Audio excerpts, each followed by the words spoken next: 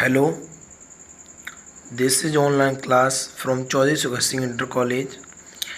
आपको ये online class Chaudhary sugar Singh inter college के माध्यम के द्वारा सभी स्टूडेंट्स को बताई जा रही है। लास्ट वीडियो में आपने देखा था कि प्रकाश का परावर्तन के बारे में किस प्रकार से होता है। ये प्रकाश का जो परावर्तन है वो किससे होता है इसके बारे में आज बात करते हैं। सबसे फर्स्ट बात करते हैं बेटा दर्पण के बारे में। किस में बात करते हैं? दर्पण के बारे में। दर्पण यानी मिरर, जो हम डेली सुबह अपने घर पर हम जिसे शीशा बोलते हैं उसे देखते हैं। वाहन जो होते हैं पीछे की गाड़ी को देखने के लिए यूज करते हैं जिसे हम, ये सब हमारे दर्पण होते हैं। होता क्या है, कोई पूछता है दर्पण क्या है कि व्हाट इज मिरर, कि जब किसी पारदर्शी कांच, कैसा कांच? पारदर्शी, जिसमें प्रकाश पार हो सके, जब किसी पारदर्शी कांच के एक सिरे पर रेड ऑक्साइड की कलई करके दूसरे पृष्ठ को परावर्तक पृष्ठ के रूप में प्रयोग करते हैं तो ऐसी युक्ति को दर्पण कहते हैं। जैसे एग्जांपल समझाने की कोशिश करूंगा आपको कि कोई भी मानो ये दिख दर्पण है, कोई भी क्या है कि ये दर्पण, तो इसका जो बैक साइड है, बैक साइड पे हम क्या करते हैं? कलई करते हैं, एकदम बैक साइड पे कलई करते हैं। कोई एक पारदर्शी कांच था जिसकी बैक साइड पे कलई कर दी, तो यहाँ पे दो पृष्ठ बन गए, एक पीछे की साइड और एक आगे की साइड। तो पूरा जब ये कलई कर दिया तो सामने कुछ भी हम देखते हैं तो वो उसकी हमें छाया दिखाई देती है। तो ऐसी युक्ति जिसमें एक साइड पर कोई पारदर्शी कांच जिसकी एक साइड पर हम रेड ऑक्साइड या कलई का लेप कर देते हैं और दूसरी साइड को हम परावर्तक पृष्ठ के रूप में लेते हैं, ऐसी युक्ति को दर्पण कहा जाता है। क्या कहा जाता है? दर्पण। आगे देखते हैं, दर्पण निम्न दो प्रकार के होते हैं। कौन कौन से दो प्रकार हैं? सबसे फर्स्ट बात करते हैं गोलीय दर्पण। किसकी बात करते हैं? गोलीय दर्पण, स्फेरिकल मिरर। गोलीय दर्पण सबसे इम्पोर्टेंट है हमारा इस चैप्टर में, इसके पार्ट्स हम पढ़ते हैं। और सेकंड दर्पण है हमारा प्लेन दर्पण यानी समतल दर्पण। तो कोई पूछता है दर्पण कितने प्रकार के हैं? दो, गोलीय दर्पण और समतल दर्पण। आगे देखिए, फर्स्ट बात करते हैं गोलीय दर्पण की। तो यहाँ देख सकते हैं गोलीय दर्पण क्या होता है। जब गोलीय की बात आ रही है तो कांच कैसा होगा? गोल होगा, सीधी सी बात है। जब कोई गोलीय कांच को हम उसके एक सिरे पर रेड ऑक्साइड की कलई करके तथा उसके दूसरे पृष्ठ को या दूसरे सिरे को परावर्तक पृष्ठ के रूप में प्रयोग करते हैं, उस दर्पण को गोलीय दर्पण कहते हैं। गोलीय दर्पण निम्न दो प्रकार के होते हैं। दर्पण कोई भी हो, उसके एक पृष्ठ पर आपको कलई या रेड ऑक्साइड का लेप करना होगा, दूसरे पृष्ठ को परावर्तक पृष्ठ के रूप में करेंगे।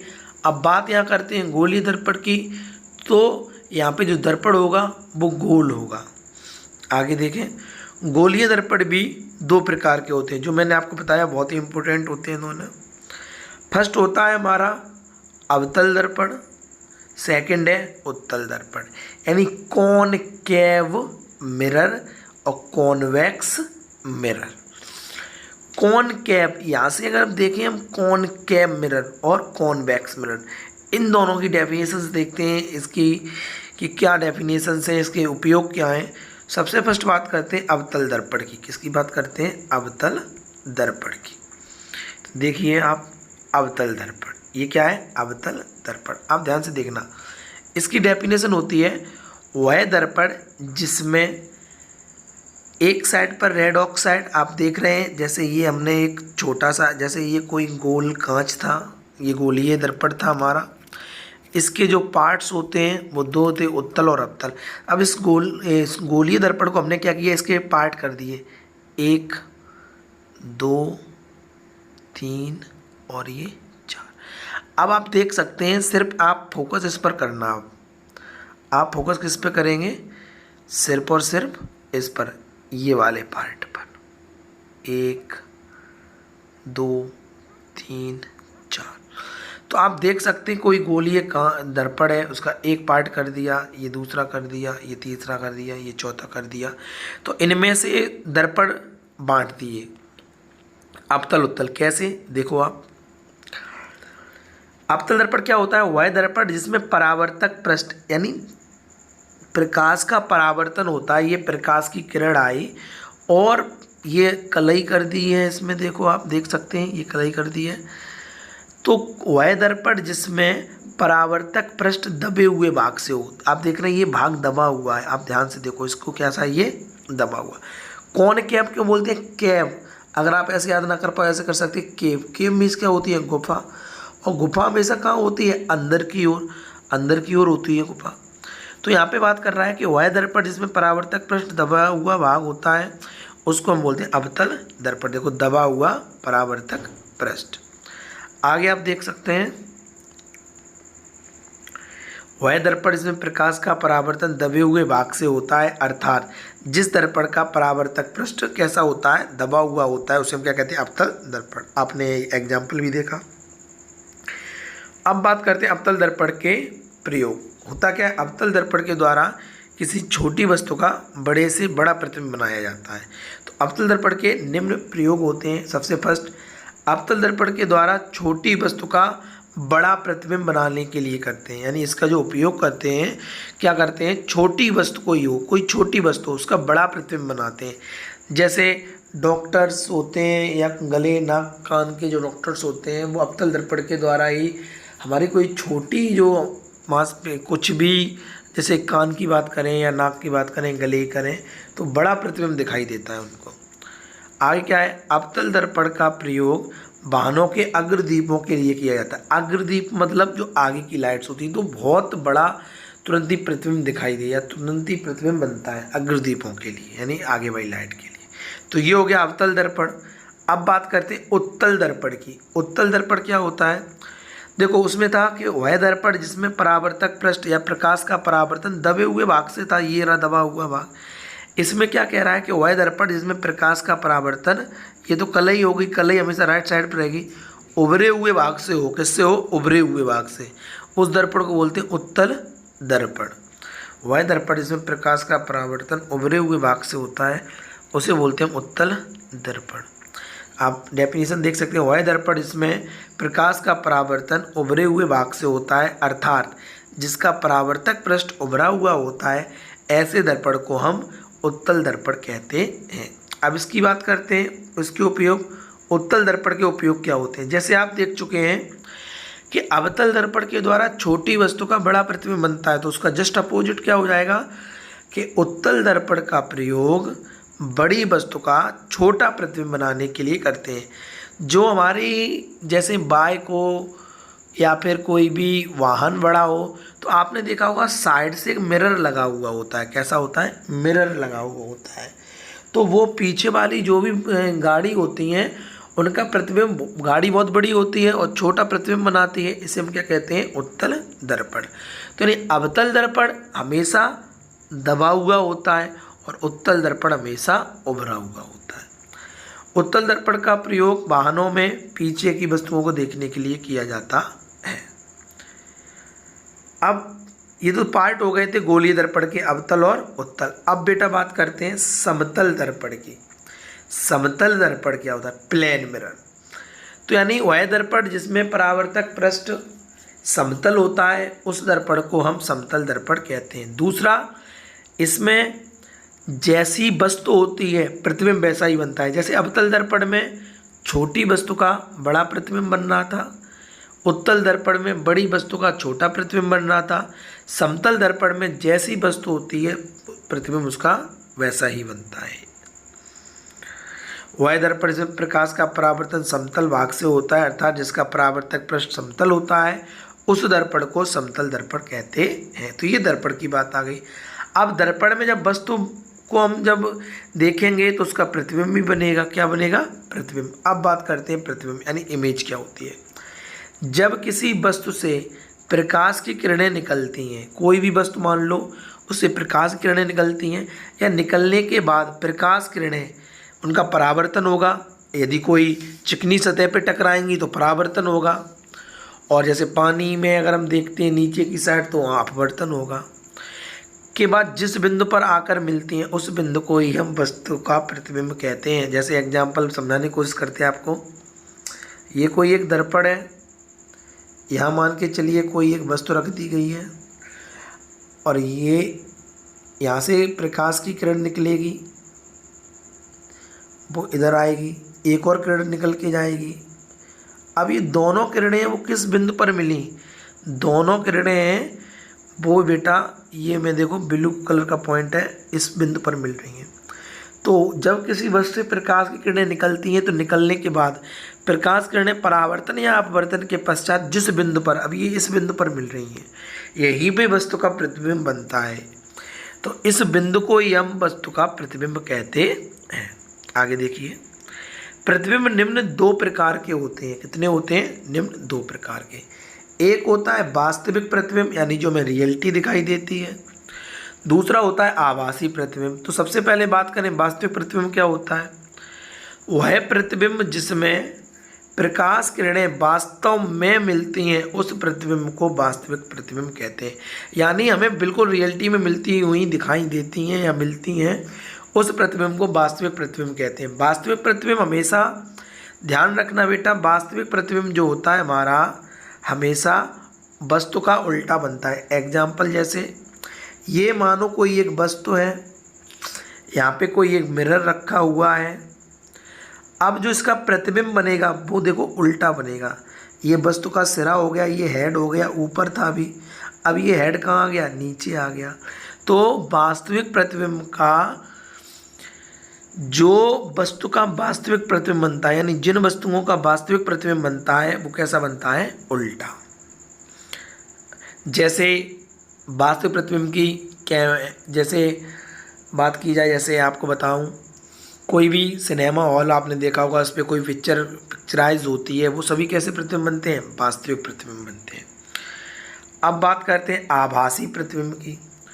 आभासी प्रतिबिंब उसका जस्ट उल्टा है कि वह प्रतिबिंब जिसमें प्रकाश किरणें वास्तव में नहीं मिलती हैं, लेकिन हम सोच लेते हैं सपोज दैट कि मिल रही होंगी इस जगह, तो वास्तव में ना मिलकर मिलती हुई प्रतीत होती हैं, ऐसे प्रतिबिंब को हम आभासी प्रतिबिंब कहते हैं। जैसे फ़ोटो क्लिक की गई इससे, या बात की जाए फ़ोटो क्लिक की गई, तो हमें क्या लगता है कि ऐसे प्रतिबिंब जिनमें प्रकाश की किरणें वास्तव में ना मिलकर बल्कि मिलती हुई प्रतीत होती हैं, उन्हें हम क्या कहते हैं? आभासी प्रतिबिंब। इसका भी नोट देखिए, आभासी प्रतिबिंब में हमेशा वस्तु का सीधा प्रतिबिंब बनता है। सपोज दैट ये कोई वस्तु रखी है और ये दर्पण सामने रखा है, और इसका जो प्रतिबिंब बनेगा वो कैसा बनेगा? आभासी। आभासी प्रतिबिंब हमेशा वस्तु का कैसा बनता है? सीधा। दूसरी बात, वास्तविक प्रतिबिंब कोई भी दर्पण है तो उसमें हमेशा दर्पण के आगे बनता है। कहाँ बनता है? आगे। तो वास्तविक प्रतिबिंब अगर कोई पूछता है कौन से दर्पण में बनेगा, तो अवतल दर्पण में जो भी प्रतिबिंब बनते हैं वो सभी कैसे होते हैं? वास्तविक होते हैं। उत्तल दर्पण में जो प्रतिबिंब बनते हैं वो आभासी होते हैं। तो इसे हमेशा अच्छे से याद करना बेटा। आगे देखिए आप, यहाँ लिखा भी है वास्तविक प्रतिबिंब हमेशा दर्पण के सामने, यानी ये दर्पण है, ये वस्तु है, तो प्रतिबिंब भी इसके सामने बनेगा। आभासी प्रतिबिंब हमेशा दर्पण के पीछे। कैसे? ये दर्पण है, ये वस्तु रखी है, प्रतिबिंब कहाँ बनेगा? पीछे, यानी दर्पण के पीछे। आगे देखिए, आगे है मोस्ट इंपोर्टेंट रूल्स हैं ये, गोलीय दर्पण द्वारा प्रतिबिंब बनाने के नियम। गोलीय दर्पण जो होता है उसमें दो दर्पण पड़े, अवतल और उत्तल, तो उसके 3 नियम होते हैं। कौन से 3 नियम होते हैं इनकी बात हम करते हैं। कौन से 3 नियम है वो देखिए आप बेटा। सबसे फर्स्ट नियम की बात की जाए तो फर्स्ट नियम कहता है कि जब कोई प्रकाश किरण मुख्य अक्ष के समांतर आती है तो परावर्तन के पश्चात प्रकाश किरण मुख्य फोकस से होकर निकल जाती है। यानी कोई भी प्रकाश किरण है, मुख्य अक्ष के समांतर आती है तो परावर्तन के पश्चात प्रकाश किरण मुख्य फोकस से होकर निकल जाती है। अब इसे समझने के लिए आप देख सकते हैं यहाँ पे ध्यान से, ये अवतल दर्पण है, ये उत्तल दर्पण है हमारा, यानी ये अवतल है और ये क्या है? उत्तल है। इसमें कह रहा है जब कोई प्रकाश की किरण, ये जो लाइन आपको दिख रही है ये मुख्य अक्ष है, दोनों दर्पणों का क्या है? मुख्य अक्ष। इसमें कह रहा है जब कोई प्रकाश किरण मुख्य अक्ष के समांतर आती है, जैसे ये हमारा क्या था? मुख्य अक्ष, अब ये प्रकाश की किरण इसके समांतर आई। समांतर का मतलब क्या है? पैरेलल, एक दूसरे के समान, जो काटे ना एक दूसरे को। कि जब कोई प्रकाश की किरण मुख्य अक्ष के समांतर आती है तो दर्पण से टकरा कर, ये टकरा गई, टकराने के बाद ये मुख्य फोकस है, फोकस से होकर निकल जाती है। अब यहाँ पे जो प्रतिबिंब बनेगा वो वास्तविक प्रतिबिंब बनेगा कि उत्तल दर्पण है। यहीं ये मुख्य अक्ष है, ये प्रकाश की किरण आई और यहाँ पे टकराने के बाद ये फोकस से होकर निकलती हुई प्रतीत होती है, क्योंकि ये आभासी प्रतिबिंब है। तो फर्स्ट रूल कहता है जब कोई प्रकाश किरण मुख्य अक्ष के समांतर आती है तो परावर्तन के पश्चात वह मुख्य जो फोकस है उससे निकल जाती है, निकलती हुई प्रतीत होती है। नोट भी देख सकते हैं आप कि अवतल दर्पण में प्रकाश किरण फोकस से निकलती हुई दिखाई देती है, ये देखिए दिखाई दे रही है, और उत्तल दर्पण में प्रतीत होती है। आगे बात करते हैं द्वितीय नियम की। द्वितीय नियम क्या कहता है? द्वितीय नियम कहता है जब कोई प्रकाश किरण मुख्य फोकस से निकलती है तो परावर्तन के पश्चात प्रकाश किरण मुख्य अक्ष के समांतर हो जाती है। जैसे अभी मैंने बताया ये मुख्य अक्ष है और किरण कहाँ से निकल के जा रही है? फोकस से। टकराने के बाद ये मुख्य अक्ष कैसी हो गई? समांतर। यहाँ पे भी देख सकते हैं ये प्रकाश किरण फोकस से निकलती हुई प्रतीत हो रही है, टकराने के बाद ये मुख्य अक्ष कैसी हो गई? समांतर। तो क्या कहते हैं? जब कोई प्रकाश किरण मुख्य फोकस से निकलती है तो परावर्तन के पश्चात प्रकाश किरण मुख्य अक्ष के समांतर हो जाती है। नोट देखिए, अवतल दर्पण में प्रकाश किरण निकलती हुई दिखाई देती है, वही मैंने अभी आपको बताया, निकलती हुई दिखाई देती है यहाँ पे। और उत्तल दर्पण में प्रकाश किरण निकलती हुई प्रतीत होती है। लास्ट इसका जो रूल होगा तृतीय नियम। तृतीय नियम में क्या होता है बेटा? ध्यान से देखिए, तृतीय नियम में यहाँ देख सकते हैं आप तृतीय नियम को इस तरह से कि जब कोई प्रकाश की किरण वक्रता केंद्र, ये वक्रता केंद्र, कि जब वक्रता केंद्र मतलब कर्वेचर, कर्वेचर ऑफ मिरर या कर्वेचर सेंटर, बिल्कुल जो मिरर का पूरा, ये देखो ये मिरर कैसा होता है? गोल। इसका सेंटर क्या है? इस जगह ये रहा। इसी को, ये क्या था? मुख्य अक्ष था हमारा। तो हमने केवल इतनी स्लाइड ली थी आधी, तो ये क्या हो गया? हमारा सेंटर। सेंटर पे जो भी होता है उसे बोलते हैं वक्रता केंद्र। तो जब कोई प्रकाश की किरण वक्रता केंद्र से होकर जाती है तो परावर्तन के पश्चात प्रकाश किरण अपने मार्ग में वापस लौट आती है। आप देख सकते हैं कि जैसे ही प्रकाश की किरण ये वक्रता केंद्र से गई तो वापस अपने मार्ग में लौट जाती है उसी मार्ग में। यहाँ पे भी देख सकते हैं प्रकाश की किरण आई यहाँ पे इस तरह से और वापस अपने मार्ग में ये लौट गई। आप देख सकते हैं डायग्राम में। तो जब कोई प्रकाश किरण वक्रता केंद्र से होकर जाती है तो परावर्तन के पश्चात प्रकाश किरण अपने मार्ग में वापस लौट जाती है। आगे देखिए नोट में, अवतल दर्पण में प्रकाश किरण वक्रता केंद्र से जाती हुई तथा फिर वापस आती हुई दिखाई देती है, जबकि उत्तल दर्पण में प्रकाश किरण केवल प्रतीत होती है। क्यों? अवतल दर्पण में प्रतिबिंब हमेशा वास्तविक बनता है और उत्तल दर्पण में प्रतिबिंब हमेशा आभासी बनता है। तो ये ऑनलाइन क्लास आपकी Chaudhary sugar Singh inter college, Rail Mandi, Jaswant Nagar, जिला इटावा, उत्तर प्रदेश के द्वारा थी। और आपको बहुत अच्छे से मेहनत करनी है, अपने आप को बहुत अच्छे से प्रिपेयर करना है। Thank you so much.